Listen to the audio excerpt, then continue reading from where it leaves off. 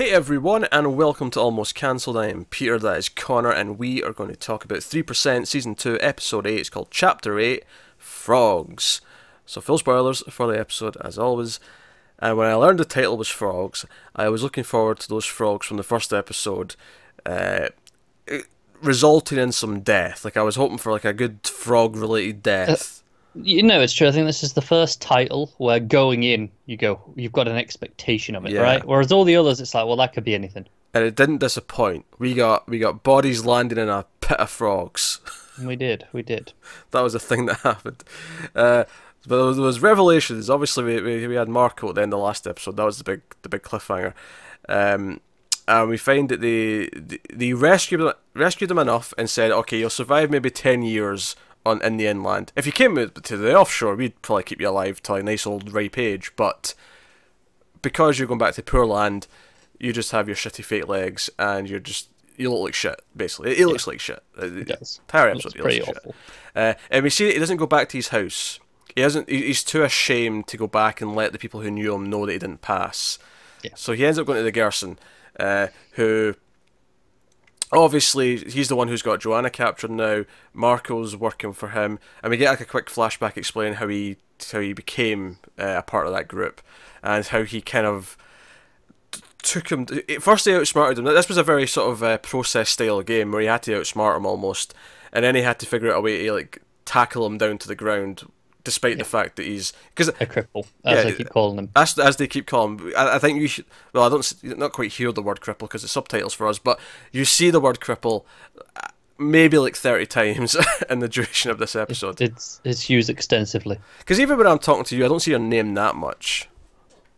That's something I notice a lot that I will call out as bad TV writing, is using someone's name too much in conversation, because people typically don't actually do it that often. Yeah. Whereas here, though, I didn't see this as bad writing. I saw this as these characters want to use it. Down. Yes, they're intentionally doing it. It's not like all the other characters are constantly going, "Hey Michelle, hey Fernando, hey Raphael." But it's something I see on TV a lot, where they'll, I like at the start of a show to help you introduce who all the characters are, because you got to learn the names. But it does feel unnatural if you do it too much. Yeah, no, that's completely fair. But we see he's in this position, and we see that Joanna actually convinces him to let her go. Because at first he's very gun ho. He's got like a blade hidden in his walking stick, and he's ready to kill her. He's looking forward to her execution, because Gerson's kind of advertising a public execution for everyone. But Raphael's on his way to save the day. Raphael's talked Marcella into going and investigating this execution. It doesn't amount to much, though, because Joanna's already escaped by the time he gets there. But you got all these things going. There's a lot of like branching sort of plot elements to sort of like connect and reconnect by the end of the episode. But she gets away, and then of course the big thing comes with Silas, where he's actually making another bomb. Yeah, he's got another bag of fertilizer. And she like questions this way: how do you have more fertilizers? Like, oh, you traded me for the fertilizer. You traded me because I killed his son. And this becomes a big tense moment. Then that's when Raphael comes in to save the day, who she knows is an ally because Fernando told her this over the walkie-talkie, so she knows that Raphael's coming to help. And then she saves Raphael by tackling Silas into the pit of frogs. And we get a nice heart-pounding scene of her like trying to grab Raphael's hand and getting pulled out of the frogs as Silas is poisoned to death. Up. Yeah, he's down there. It's all very good. So no, I was not disappointed in the frog-related death. Nice and gruesome. Nice and gruesome. I enjoyed that immensely. So I mean that was their stuff. It was mostly pretty straightforward. It was nice to see sort of Raphael and Joanna kind of come together, because even though they were in the scenes in episode like 4 when everyone was there, but they as a pair haven't really been together yet. So this was like a nice way to sort of bring them back round together. And now like the allegiances are like chopping and changing constantly. Oh, they are. Yeah. So it's getting almost difficult to keep up with where we are in terms of that stuff. But the real interesting stuff, if you go back to Marco, because Marco, of course, Gerson's not very happy, and he suspects it's an inside job, that someone let her out. and he lines them all up, and he suspects Marco. He gets him to stay behind. He tells all the other men to go. I like how you have the one guy just like I was in the front room with you, so it weren't me. Just immediately, it's like it's not me. Go hunt down all the rest of them. It's a fair point. He was with them. He was, but it felt really desperate. It's like, hey, I was there. I'm good. But Marco actually ends up, using his hidden blade to kill him. He actually kills Gerson. And then stumbles out into the main room and sits down in the throne, if you will, at the end of the table. He's like, "Where's Gerson?" He's like, "He's gone. I'm the new leader of this militia now." Yeah. And he actually calls up Marcel and says, "I want to negotiate like the new terms. Now I'm the leader of the militia." And what's interesting to me is that when he says, "Oh, meet me at this family house," I noticed her reaction to this. That meant something to her. But what I thought was neat is that up until this point, there had been zero hint of where this was going, of what this revelation was going to be. But as soon as we had this conversation, I knew exactly where we were going. I don't know if I got it from this conversation. As soon as she walked towards the building, it clicked. Oh, no, I clicked in that moment, because I was like... It suddenly dawned on me that we didn't know who his mother was. We know they're all over there, right? All his family. But we don't know who any of them are. And I was like, I bet we've met one of them. As I'm just going through this episode with Marco in general, that was crossing my mind, and then this conversation, her reaction, and just immediately. Because they've very neatly not told us her last name all season. Well, we've had no need for it. Well, not but they've very conveniently or intentionally not told us. And of course, she shows up, and you get the flashback with Julia. And obviously the whole scene builds up. They're talking about how they've both left a son behind. And of course, as soon as she says that, like, okay, right, it's Marco. But the scene builds up. You know where it's going, but eventually she gets to the end and she's like, "Oh, did you name your son? Did you name your son?" Because they're talking about how they don't always name their sons if they're, if they're leaving their kids behind when they're going into the process. They may leave them to be named by someone else. But no, I didn't name my son. So the scene ends with her standing up and saying, "Marco." And then we cut back to present day. I thought what was fun about that is that this is the first time that she's had a flashback to herself. It is, yeah. Because obviously, remember season 1, we built up to Ezekiel finally getting his own flashback episode. That's it. Ezekiel's gone now, so... Yeah, she's the antagonist. Yeah. It's basically the process leader slot. Yeah. Whoever that happens to be at the time, they get some flashback. I mean, it's worked out that way. I think I could have expected it from her anyway, even if Ezekiel was still around, because she's a prominent enough character this season. She is, yeah. I would have maybe expected it anyway, but and we, obviously they revealed that her paintings on the wall. They put their paintings up whenever they go through the process, and when Marco comes in and the people who still live there are like, "Oh, you didn't pass? What?" And he's like, "This is my house. Anyone who doesn't follow my rules can get out now." He's very, he's taking command. And obviously, because he actually criticised Gerson for not knowing what side he was on, because Gerson, of course, basically feeds off the offshore. He's like, "Okay, I have this position of power because I help them with things, but I'm still on this side." Because at one point he even says, we have the best of the worst. No, and Marco criticises him for that. So I thought it was interesting when it felt like he was going down this path of being the new Gerson, being the new head of the militia. Does he have another goal? You want to see the hypocrisy of it. Yeah, but of course he does actually have an end game to this. This is not actually his ultimate goal. He doesn't want to stay here and be in the militia. So we have the touching reunion, and I say touching. She is repulsed by him. She is repulsed. She's like, "You didn't pass." She's just you can see her thinking, "You cripple." Well, yeah, that, but also she doesn't even want to hug him. She just this awkward handshake. She takes his painting off the wall. It doesn't deserve to be up there yet. But he's basically like, "I have information. I can help you with this attack." And she's like, "No, we've already stopped the attack." He's like, "No, there's another one. I've heard about this other one," because he's heard this from Joanna, of course. And it's they're going to infiltrate. They're going to do something. They're going to stop the process. But in return, I want in process 105. And I'm like, "Oh, he wants special treatment. He wants to be given like a second go." Yeah, I think he gets away with it because he's asking for an attempt to prove himself still. He's not just asking just take me across. He's not asking just to be put through automatically. Yeah, I think that's interesting from his character, because every time he speaks before now this season, right, this episode, is it almost feels like he does feel like he just deserves to be over there. Yeah, it's his right. But it's interesting that when given the opportunity to ask for something, he does actually demand to prove himself, not just be given the free pass. He needs he has the need to redeem himself. Yeah, he's got too much pride to just want to go straight there.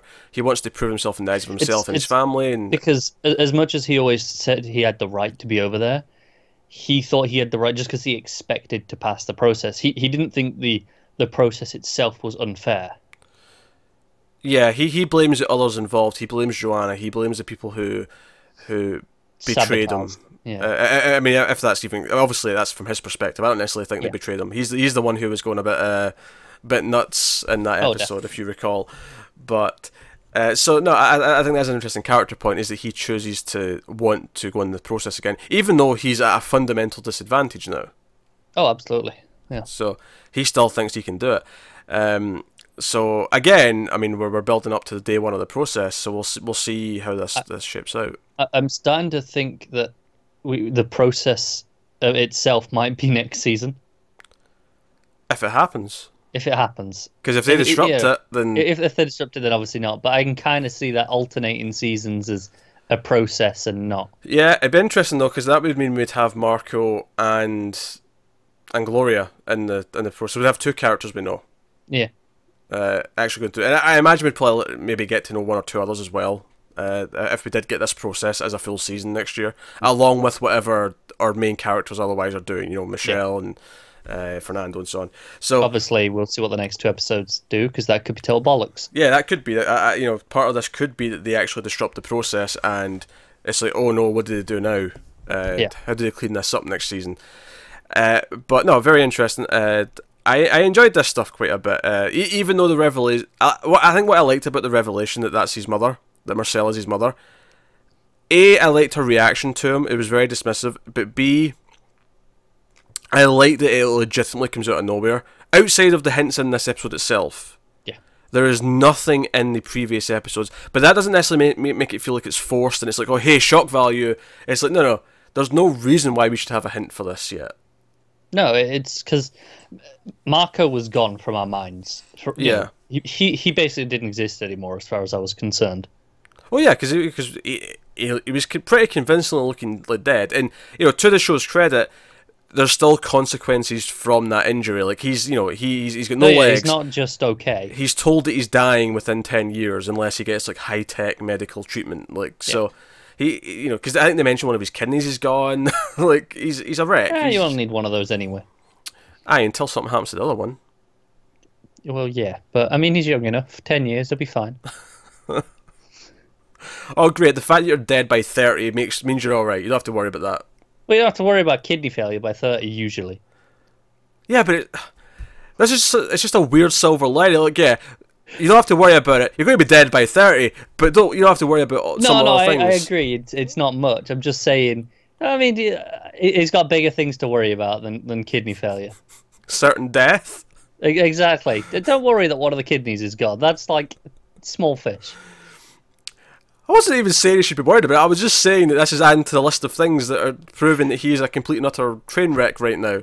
Right, I know. I just that one's kind of meaningless in the swamp of the things that is shit for him.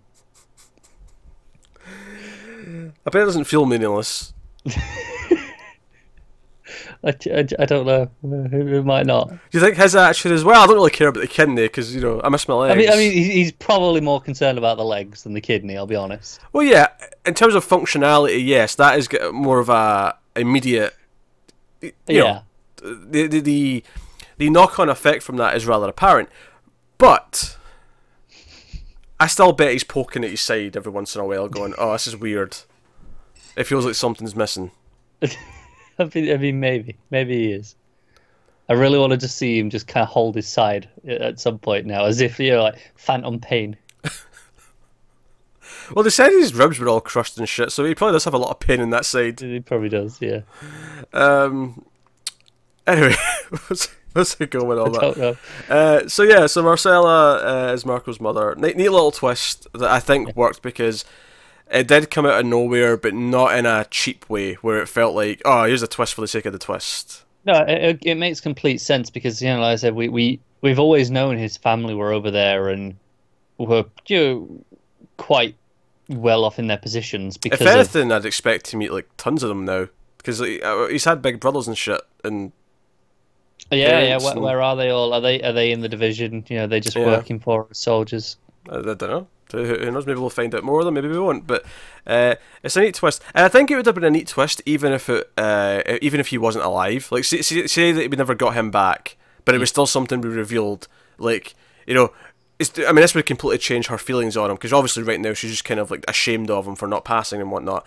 But let's say like she's especially vindictive towards Michelle and Raphael because that's the process that got her son killed. Like that could have been something they revealed maybe. No, it could have been.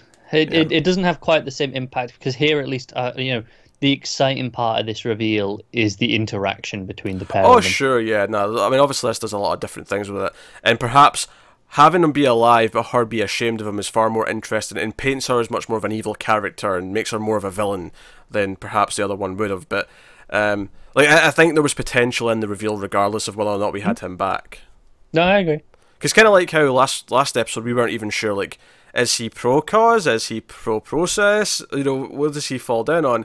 And the episode even kind of plays with that. At first he's like, no, he's pro-process because he's worth the militia, and then he seems to help Joanna, so he's pro-cause, and then it's all came back around, he's just trying to manipulate and get his... Yeah, it's all just for him, as usual. All just for him, yeah, there you go. Which again is very in character for Marco, so that actually works out perfectly.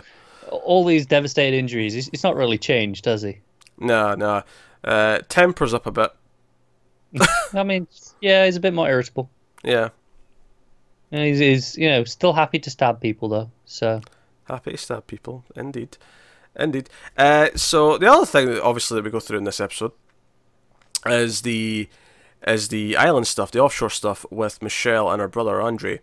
Very interesting, I thought, because now obviously there's a bit of a chase at first. I was digging the little drones they put up. It was like these two like spinning discs. These drones. No, they're nice design, aren't they? Yeah, because I feel like most future stuff now, when they say they're going to use a drone, they'll have something that still looks like a drone that we think of.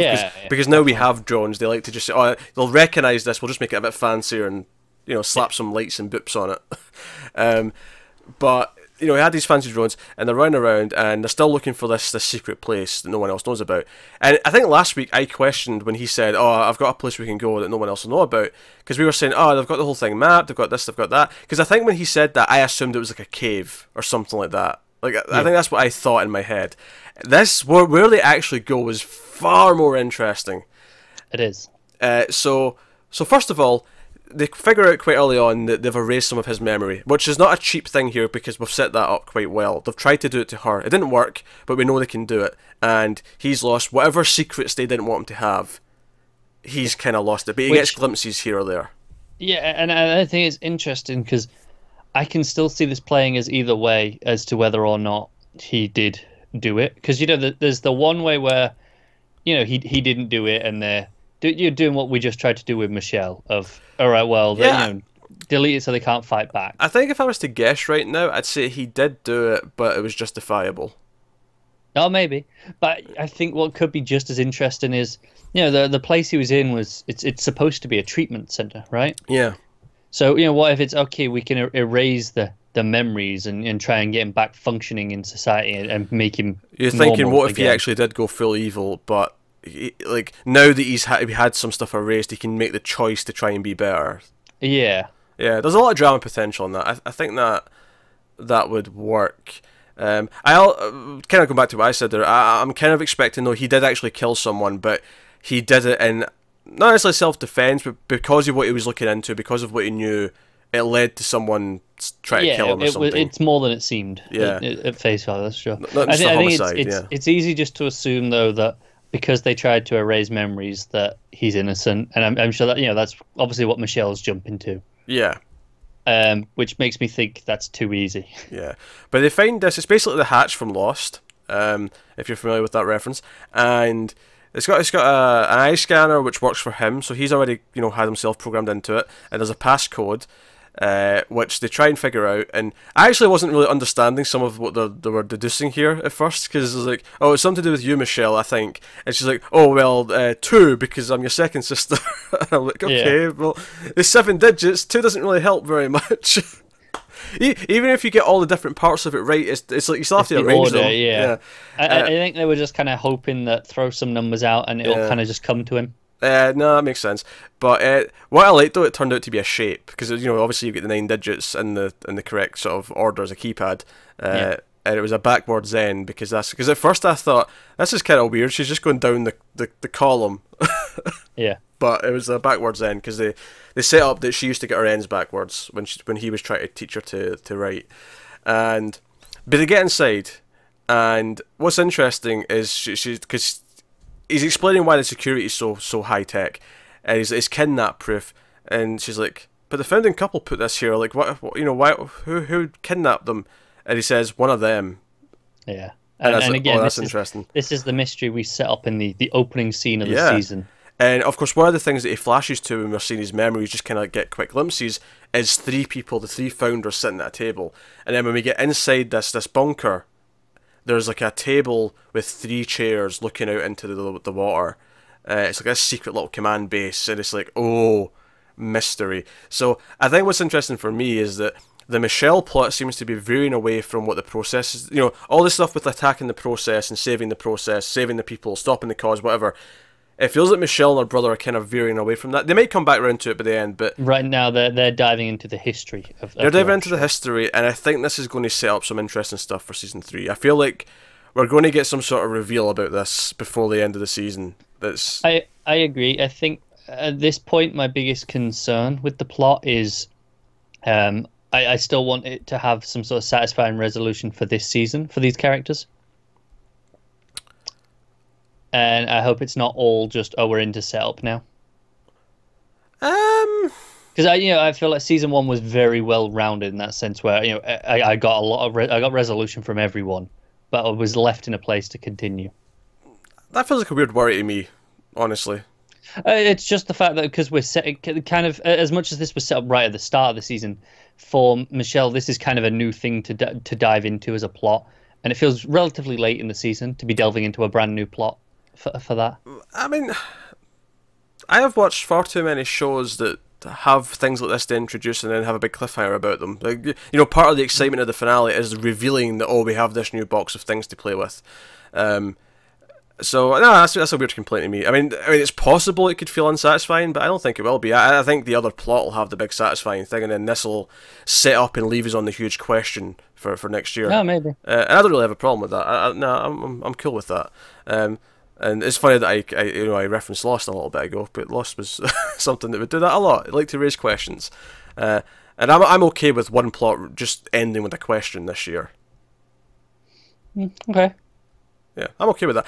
What I really like about it is that this is so baked into the show, and I think part of us at the end of season 1 is like, okay, we want season 2, we're excited to see what they're doing in season 2, but what is season 2? Because season 1 was this process, it was all very kind of this one story, and I kind of like that. Okay, season 2 is kind of a new story again, with them trying to the cause try to stop the process and that, but the entire show since the start, Michelle's thing is she wants to get to her brother, right? Who at first she thought he was dead, so she wants to get revenge. Finds out he's alive. Finds out he committed murder. Okay, they're keeping him in a thing. They're erasing his memories, and now we're revealing it's because he knew secrets about the past of the offshore and the founding couple or trio that they don't want him to know or whatever, right?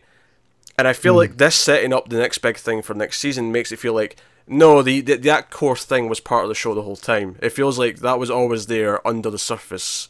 Yeah. And now we're starting to let it come out and blossom a little bit. It wouldn't surprise me if season 3 was the final season and they were building to, this is where it goes for the end game.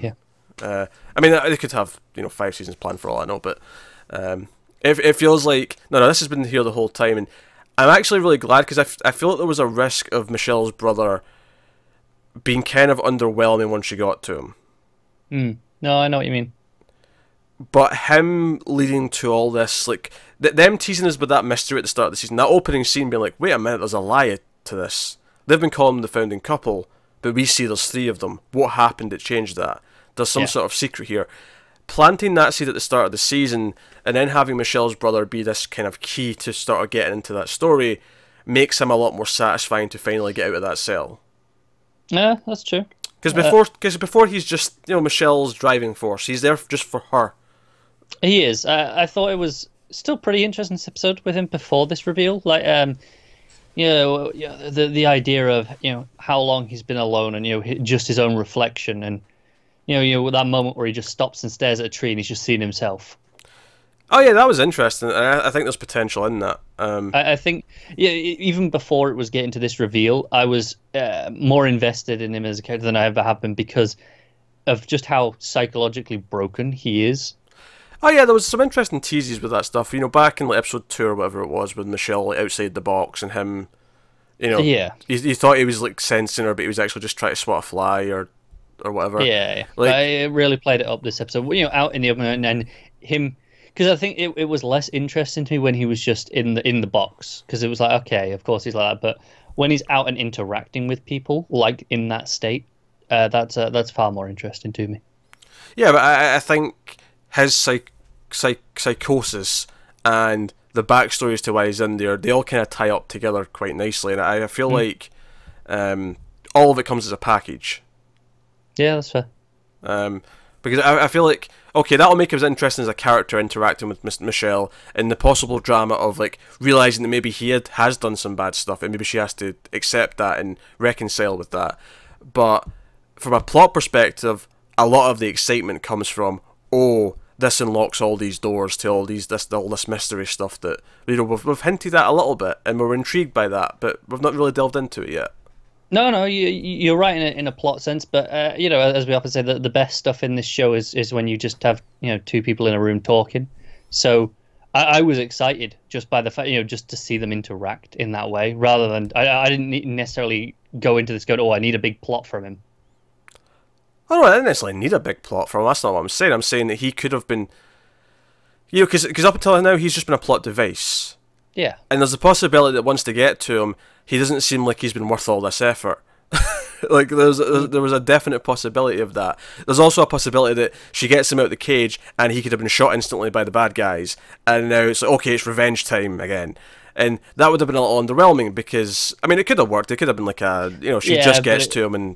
It feels a bit cheap given that that's where she was last season. Yeah. So it would feel like dramatically for Michelle would be going full circle.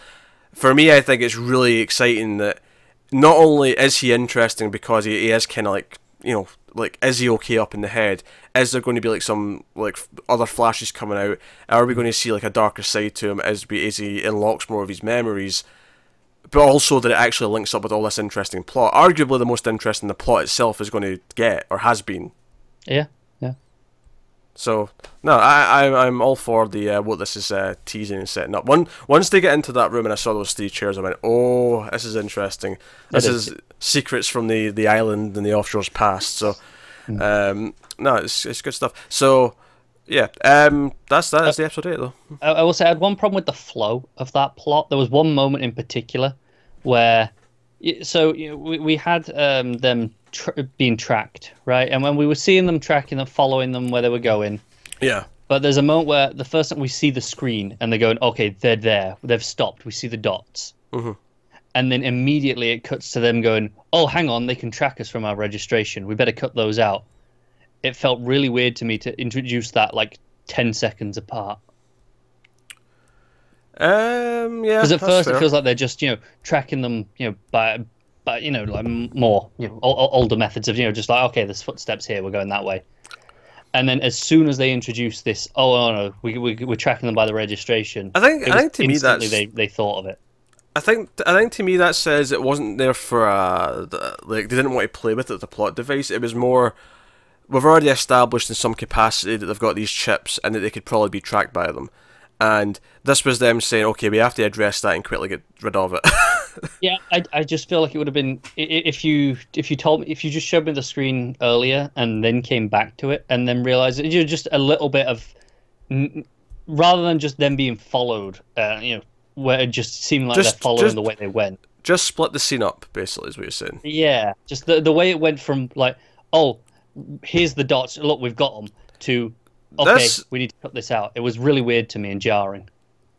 this is a very minor nitpick, just to add on to this. But it kind of bugged me how when they take them out, you know, she's like, "Hey, use this rock. You know, I trust you, brother. Take the thing out." Yeah. You see like Cassia looking at her tablet. The two dots vanish at the exact same time. And the both of them vanish at the exact same time. That was just a little thing that annoyed me. I'm like, no, have one go out and then wait a few seconds and then have the other one go out. Yeah, it bothered me as well. I was like, there's no reason why they should have went out at the same time. The Unless only way I can justify it Yeah, is okay, it's not yeah. a live update. It's updating like every 30 seconds. no, I've got another example why it's okay.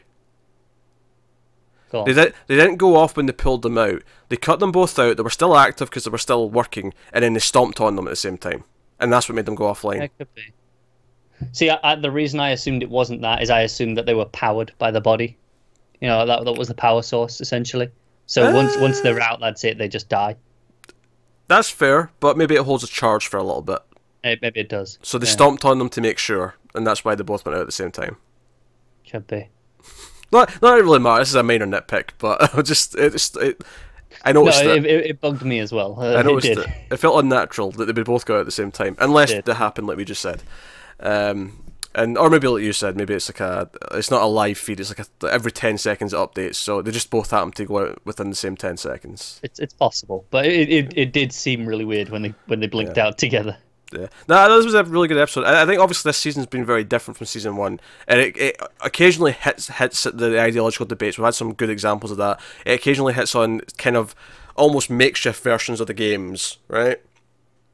But it's kind of opening these new possibilities, and I think that's partly why I think Andre being tied to this big plot, like tease revelation, is a nice way for us, because obviously for Michelle it's like a big deal getting him back. But for us as the viewer, it's like, no, we just got the prize as the box. We get to open it, and it's a present. It's a present so that we get something out of it as well, on top of just the core drama of the characters reuniting and the drama that comes from that. So it's a really neat little device in that way, I think. But plus, all the Marco stuff is pretty solid. The revelation that Marcella's his mother is pretty good. So that is been 3% episode 8. So let us know what you thought of it in the comments below. Like and subscribe, all that stuff. Get us on the Twitters at mailed_fuzz for channel updates.